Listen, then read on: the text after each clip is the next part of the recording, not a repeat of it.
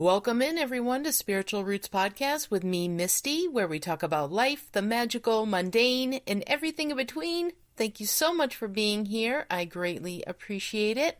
I hope you're all doing well, my friends. I have had a wonderful August so far. My birthday was a week ago, almost 2 weeks now. I was supposed to have this episode out a couple weeks ago, but I took my birthday weekend off. My parents surprised me, came up to visit from North Carolina, so that was wonderful. And I was just being present and just enjoying my birthday. Went and saw The Odyssey, which prior to seeing that movie, this episode was inspired. I meant to get out Circe's episode, like I said, a couple weeks ago, but I just felt I needed to be present and in the moment for my birthday, just to be around my family and my friends. And it was just a wonderful time. I'm so grateful for it. It's still happening. I just had a breakfast brunch with two of my friends, me and my friend Dawn, who you all may remember from one of her episodes, a couple episodes ago. We have a birthday around the same time, so our lovely friend Danny, who, again, you may all remember, invited us over, and we just had a wonderful morning this morning, and it was fantastic. So August has been so abundant for me with love and friends and just feeling happy, getting ready for the darker half of the year. I am getting excited for fall. Please don't come at me, but I can definitely feel the shift in the season. So I saw The Odyssey. I thought it was amazing. Graphics incredible. We went to IMAX, my husband and I, for my birthday, on my birthday, and it was just a great little present, and it was a good little date to have. And if you haven't seen it yet, I highly recommend. I love The Odyssey anyway. I don't know if you all remember from like 1997, they had that mini series. I was hooked. Absolutely loved it. Read the book in school. I may give it another reread because the movie does interpret things a little bit differently, but the basis is the same. And as soon as Circe was on, I was like, I love her. She was one of my favorite characters in the book and in the original miniseries. So anyway, I'll stop rambling about that. She was the inspiration before the movie came out. I knew I was going to go see it, but she was always one of my favorite characters. I just love everything about her. So let's get into it. I'm going to stop rambling. Overall, fantastic week, fantastic birthday. I'm so grateful. So today, we are traveling to the island of Aia, where a powerful woman lives alone in a great house, weaving at her loom and practicing an ancient art known as pharmakia. I may be pronouncing that incorrectly, I'm so sorry. The sacred and sometimes dangerous knowledge of herbs, potions, transformation, and enchantment. I'm talking about Circe. Many people know her as the witch who turned Odysseus's men into pigs, but that single image has followed Circe for thousands of years and has often overshadowed her deeper story. We may want to consider who Circe was before Odysseus arrived. Was she a goddess, a witch, a sorcerer, and a healer? Why did ancient stories place her alone on a distant island? Why were her powers connected to herbs, animals, transformation, and the hidden nature of human beings? And why does Circe continue to speak so strongly to modern people, especially those who are reclaiming their intuition, their boundaries, their independence, and their personal power? So settle in, grab your favorite beverage, as I always say, light a candle if you'd like, get a journal, whatever you do when you listen to this podcast. I just adore you all, and let's talk all about the mystery of Circe.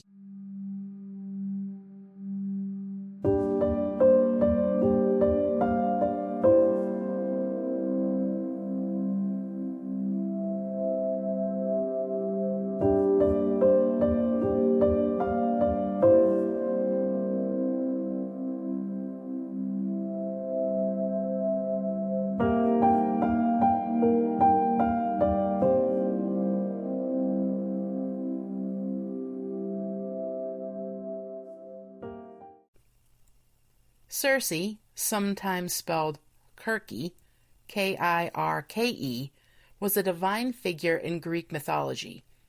She was not originally described as an ordinary human witch, but as a goddess. Circe was the daughter of Helios, the Titan sun god, and Perse, an Oceanid who was the daughter of an ancient sea god, Oceanus. This lineup gave Circe a remarkable lineage. From her father, she inherited the power and radiance of the sun, and from her mother's side, she inherited a connection to the deep ancient waters and the mysterious forces of the natural world. Circe's whole family line was filled with powerful and unusual figures. Her siblings most notably included Aeetes, the king of Colchis and the father of Medea, and her sister Pasiphae, the mother of Minotaur. That means Circe belonged to a family deeply connected with magic, transformation, strange creatures, powerful women, and the mysteries that existed beyond the familiar world of ancient Greece. Her niece, Medea, would become one of the most famous sorceresses in Greek mythology. Circe and Medea are often connected because both possess knowledge of herbs, potions, and transformation, but their stories are very different.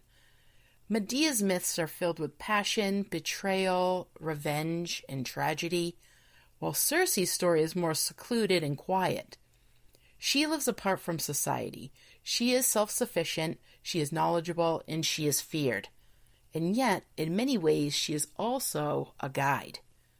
Circe is a figure who exists at the edge of the known world. She lives where civilization meets at the hedge of wilderness, and where the human world meets the divine, where ordinary plants became powerful medicines, and where a person may discover that they are not exactly who they believe themselves to be.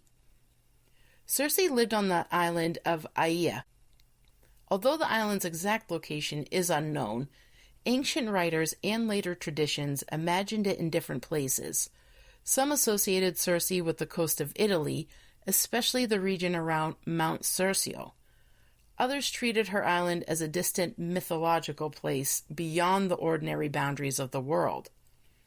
To reach Circe's island, travelers must leave behind the familiar. They cross the sea. They enter a place where ordinary rules no longer seem to apply. The island is described as wild and beautiful, and at its center stands Circe's home, surrounded by forest. Near her house are beautiful animals such as lions and wolves, but they do not attack visitors. Instead, they behave almost like tame creatures. At first, this may sound strange. Why would wild predators live peacefully around a place like Circe's home? The myth is that these animals may have once been human beings transformed by Circe's magic. But there is another symbolic possibility. Circe lives in harmony with the wild, and the animals around her represent instincts that have been acknowledged rather than suppressed. The wolf does not need to hide its wildness. The lion does not need to pretend it's harmless. In Circe's world, the animal nature of life is not automatically evil. It is simply part of existence. This becomes important when we look at her most famous act of transformation. Circe appears most famously in Homer's Odyssey. The story follows Odysseus, the king of Ithaca, as he struggles to return home after the Trojan War. His journey is long and filled with monsters, gods, storms, temptations, loss, and impossible choices. Eventually, Odysseus and his surviving crew reach Circe's island. Odysseus sends some of his men into the forest to explore, and what they find is Circe's home. Inside, they hear her singing as she works at her loom. The image is peaceful. She is singing, she is weaving, she appears to be a woman living her best life in her own home. But when the sailors enter, Circe does welcome them in. She offers them food and drink, then she adds a magical substance to the mixture. After they drink, she touches them with her wand, and the men are transformed into pigs. Yet they keep their human minds. They understand what has happened to them. They remember who they are, but their bodies no longer reflect their human identity. One sailor, Eurylochus, becomes suspicious and stays outside. He sees what happened and runs back to warn Odysseus. Odysseus sets out to confront Circe, But on his way, he meets Hermes, the messenger god. Hermes gives Odysseus a magical herb called moly. The herb protects him from Circe's spell, and when Odysseus enters her home, Circe offers him the same enchanted drink. He drinks it, but the magic does not work on him. Circe strikes him with her wand and commands him to join the others. Instead, Odysseus draws his sword. Circe is shocked. She recognizes that this man is different. In the story, she invites him to share her bed, and after he makes her swear that she will not harm him, the relationship between them changes. Circe restores his men to human form. She welcomes Odysseus and his companions into her home. They remain on the island for an entire year, and during that year, Circe is not presented only as an enemy. She becomes a host, a lover, a source of knowledge, and eventually a guide. When Odysseus is ready to continue his journey, Circe tells him that he must first travel to the underworld. She explains what he will need to do. She gives him information that helps him survive the next stages of his journey. Later, she warns him about the Sirens, Scylla, and the Carymbids. And I totally could have butchered that. I'm so sorry, everybody. With this information, she helps Odysseus move forward. This is one of the most important parts of her story. Circe begins as a threat, but in the end, she became a teacher. The transformation of Odysseus's men in the image most people remember. What does it mean? On the surface, it's a story about magic. Circe gives the men an enchanted drink and transforms them into animals. But mythology often speaks through symbols, doesn't it? The pig may represent appetite, excess, greed, pleasure, or a life ruled entirely by physical desire. The men arrive at Circe's home hungry and uncertain, right? They just survived a bunch of wars and monsters and journeys, and they're on their last leg of these ships. They accept the food and drink. They surrender to comfort. Then they become animals. One interpretation is that Circe does not create something that was never there. Instead, she reveals what has already been hidden beneath the surface. The men become outwardly what they behave like inwardly. They are ruled by appetite. They are focused only on immediate comforts. They have forgotten their purpose. But there is another important question here as well. Why are the men transformed while Odysseus is not? Odysseus receives protection from Hermes. He has knowledge. He is prepared, and he understands that appearances can be deceptive. He does not simply accept what is offered without awareness. In this interpretation, the story becomes a lesson about discernment. Not everything that looks welcoming is safe. Not every invitation, though, is harmless. And wisdom sometimes means recognizing the power hidden beneath ordinary appearances. But we should also question the way Circe has been portrayed. For centuries, powerful women in mythology have often been reduced to dangerous temptresses or villains. A woman who lives alone may be described as suspicious. A woman who understands herbs may be called a witch. A woman who controls her own home may be portrayed as threatening. A woman who refuses to be controlled may become a monster in someone else's story. Circe's power may have been frightening partly because she did not need permission to possess it. Circe's magic is closely connected to the Greek idea of pharmakia. The word is related to pharmakon, which could refer to a drug, a medicine, a remedy, a potion, or magical substance. This is important because ancient people did not always separate medicine, herbal knowledge, religion, and magic as clearly as modern society does today. A plant could heal, and that same plant could harm. A potion could protect, and a potion could transform. The difference might depend on the plant, the dose, the intention behind it, the knowledge of the person preparing it, or the circumstances in which it is being used. Circe is a master of this knowledge. She understands roots and leaves, flowers and potions and oils, and substances capable of transmutation. She represents the power of nature when nature is understood deeply. But she also represents the danger of knowledge without wisdom. Her magic is neither entirely good nor entirely evil. It's powerful, and power always raises questions. How is it to be used? Who controls it and who benefits from it? Who is protected and who's transformed? Circe is not a simple symbol of darkness. She is a symbol of knowledge that demands responsibility. One of the most mysterious plants in Circe's story is what the gods call moly. Hermes gives this herb to Odysseus, as we learned, to protect him from Circe's enchantment. Homer describes the plant as having a black root and a flower as white as milk. The poem also says that it is difficult for mortal people to dig it up, but the gods can do anything. They are deathless. For thousands of years, people have wondered what plant moly may have been. Some scholars and writers have suggested that it could have been a real plant, which I find interesting. Possibilities have included garlic, snowdrops, wild garlic, and other herbs, but there is no certain identification. Moly may be partly symbolic. It represents divine protection, knowledge, resistant to enchantment, the ability to remain yourself when faced with a force that could change you. In magical symbolism, moly can represent protection from deception, clarity of mind, spiritual boundaries, the ability to recognize manipulation when faced with it, resistance to harmful influences, and the strength to remain grounded in your own identity. Moly is not necessarily a weapon, it is protection.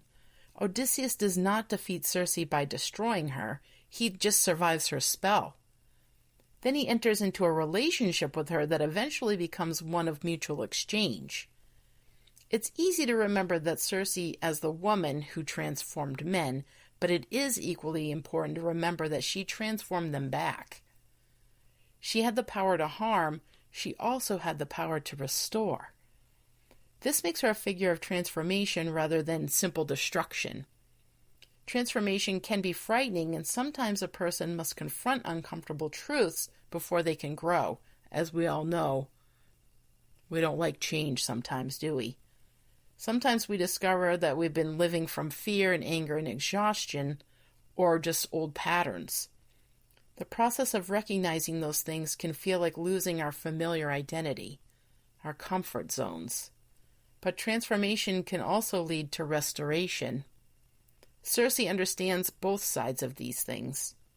She knows how to change form, but she also knows how to help someone return.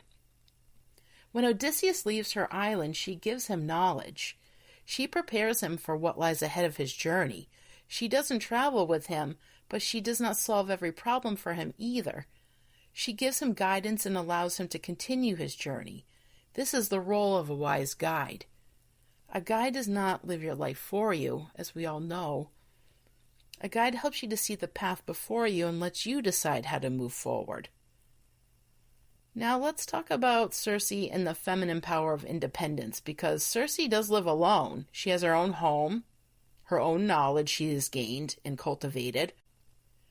She has her own power. She does not ask for permission for that. She does not belong to a husband, and she does not answer to a king. She is not defined only through motherhood. And for ancient mythology, this does seem to be unusual. Circe exists outside of many of the social roles expected of women. That may be one reason she became such a mysterious and unforgiving figure. Her independence could be interpreted as dangerous. Right? We see strong women sometimes and we're like, oh shit. But from a modern perspective, Circe can represent sovereignty.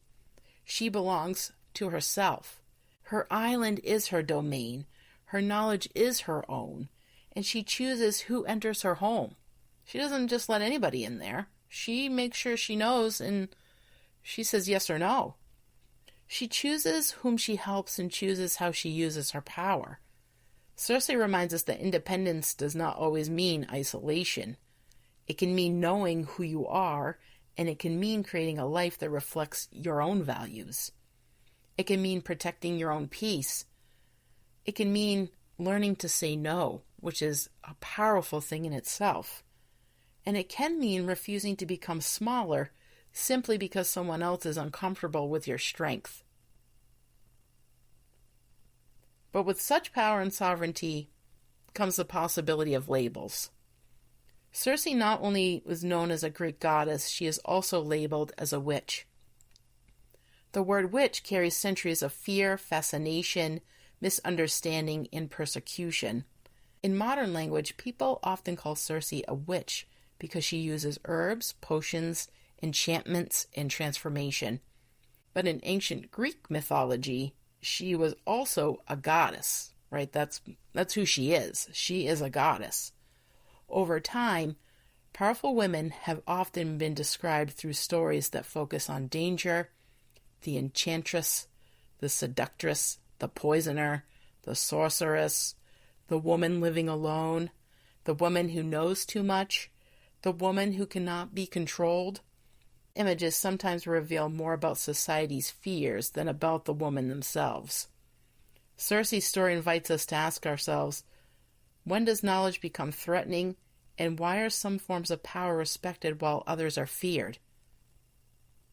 Circe can be understood as a figure who carries the shadow placed upon powerful women, but she is not only the shadow, she is also wisdom, healing and protection and transformation and guidance. When Odysseus's men first approach Circe's home, they hear her singing and weaving. This detail is easy to overlook, isn't it? But weaving is deeply symbolic in Greek mythology. If you remember, Penelope is weaving her father's death shroud, I believe, and by the end of it, she has to choose her suitor, but she keeps unraveling it. And I want to throw Penelope in here because she is also very powerful. And I loved that about her. She's like, I don't want to mess around with any of you. I want my husband back. And I'm just going to take this out every night and act like I am finishing this project.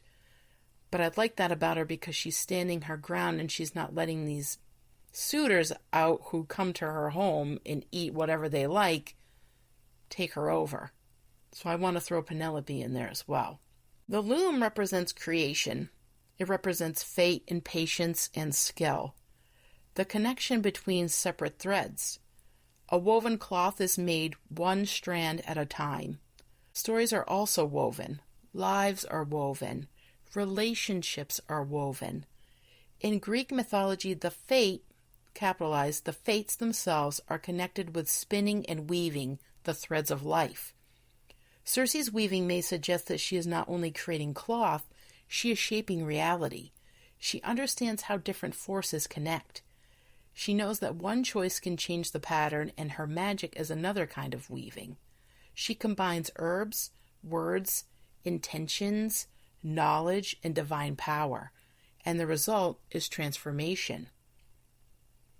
Animals are central to Circe's mythology as well. The lions and wolves around her home may represent transformed humans, but they may also symbolize instinct. The wolf is often connected with independence, intuition, loyalty, and survival. The lion can represent courage, authority, strength, and sovereignty. And the pig may symbolize appetite, abundance, physical pleasure, or excess. Circe's magic changes the boundary between human and animal. This raises another question. What makes us human? Is it our bodies or is it our minds, our memories or our choices? Odysseus's men keep their human minds even after becoming pigs. They remember who they are. Their inner identity still remains, and the story suggests that our outward form is not the whole of who we are. It also reminds us that human beings are part of nature. We too have instincts. We have desires. We also have fears and needs. The goal is not necessarily to destroy our animal nature, but maybe to understand it. Some elements that you may want to work with associated with Circe are water, fire, and earth, and air. Water, because Circe lives on an island surrounded by the sea. Her mother Perse is an oceanid. Water represents intuition, dreams, our emotions, mystery, and the unconscious. Circe's magic often moves beneath the surface. It changes what cannot always be seen. Fire, due to Circe being the daughter of Helios, the sun god. Fire represents will, illumination, vitality, transformation, and power. Her knowledge brings hidden things into the light. Fire also changes one substance into another. That makes it a natural symbol for Circe. Earth, because Circe's magic is rooted in plants. Her roots, her herbs, her flowers, her natural substances. Earth represents grounding, healing, growth, fertility, and the physical world. The element of air may be connected with Circe through song, spoken enchantments, knowledge, and communication. Her voice draws travelers toward her home. Her wisdom later guides Odysseus across dangerous waters. If we imagine Circe through the elements, she may be seen as a figure who brings them all together. The waters of intuition, the fire of will, the earth of herbal knowledge, and the air of wisdom and voice. Some colors associated with Circe include gold, the sun for divine ancestry, confidence, illumination, and Helios, deep green for herbs, forest, healing, nature, and the hidden knowledge of plants, sea blue for intuition, emotion, mystery, and the journey across water, black for mystery, protection, the unknown, shadow work, and the dark root of moly, white for clarity, spiritual protection, purification, and the white flower of moly, and purple for magic, sovereignty, intuition, and transformation. Some crystals you could also include in your work if you choose to do so could be labradorite. Labradorite is associated with intuition, mystery, transformation, and hidden knowledge. Its flashes of color can symbolize the unseen world beneath ordinary appearances. One of my favorites. Smoky quartz. Smoky quartz is connected with grounding, protection, and releasing what no longer serves us. It can be used symbolically when exploring shadow work. Amethyst. Amethyst is associated with intuition, spiritual awareness, dreams, and clear thought. It may represent Circe's wisdom and ability to see beyond the obvious. Black obsidian. Obsidian is often connected with truth, protection, and self-reflection. It can represent the mirror-like process of confronting what is hidden within ourselves. Sunstone. Sunstone connects beautifully with Circe's father, Helios. It represents vitality, confidence, joy, personal power, and the light of self-awareness. Moonstone. Moonstone is associated with intuition, cycles, emotional wisdom, and the mysteries of the feminine. It reflects Circe's connection to transformation and the unseen. Some herbs that you could also include in working with Circe energy are mugwort. Of course, mugwort is associated in modern folk magic with dreams, intuition, protection, and crossing thresholds. It reflects Circe's connection to hidden knowledge and altered perception.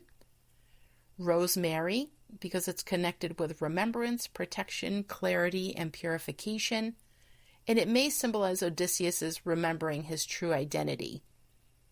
Bay laurel. Laurel is associated with prophecy, wisdom, protection, and the god Apollo. It can represent Circe's role as a guide who helps travelers prepare for what lies ahead.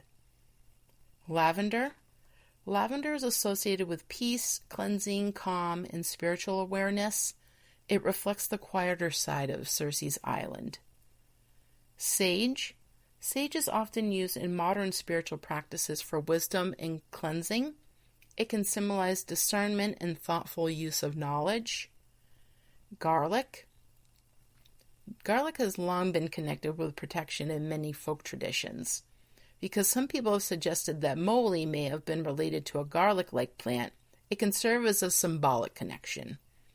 A reminder here, herbs can interact with medications. It can cause allergic reactions, and they may not be safe for everyone or pets, so please practice with care. Some books you may want to read, and one that I just started reading. I just got this in the mail over the past week, and I just started reading. I'm only a couple chapters in, and it's the most well-known modern retelling, is the novel Circe by Madeline Miller. If you Google Circe books, this one comes up right away. It's like number one. So far I'm loving it, but like I said, I'm only a few chapters in, but I'm really digging the writing style. The book imagines Circe's life from her own perspective. Instead of existing mainly as a challenge in Odysseus' journey, she becomes the center of her own story, which I really loved that twist. The novel explores her childhood, her discovery of her magic, her relationship with the gods, her isolation, her encounters with famous figures from Greek mythology, and her growth into a powerful individual. For centuries, many myths have been told through the voice of kings, warriors, and adventurers, but Circe's story becomes different when she is allowed to speak. She is no longer only the witch on the island.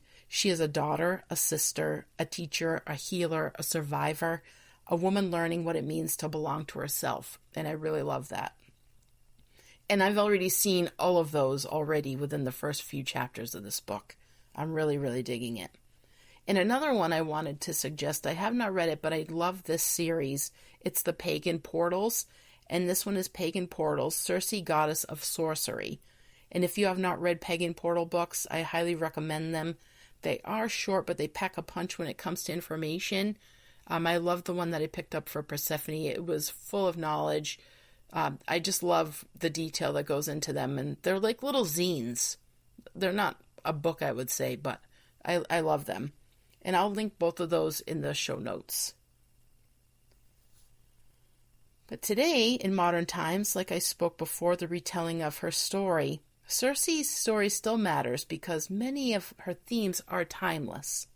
She teaches us that knowledge can be powerful. She teaches us that transformation is not always comfortable, but it is worth it in the end, because that's how we grow, right?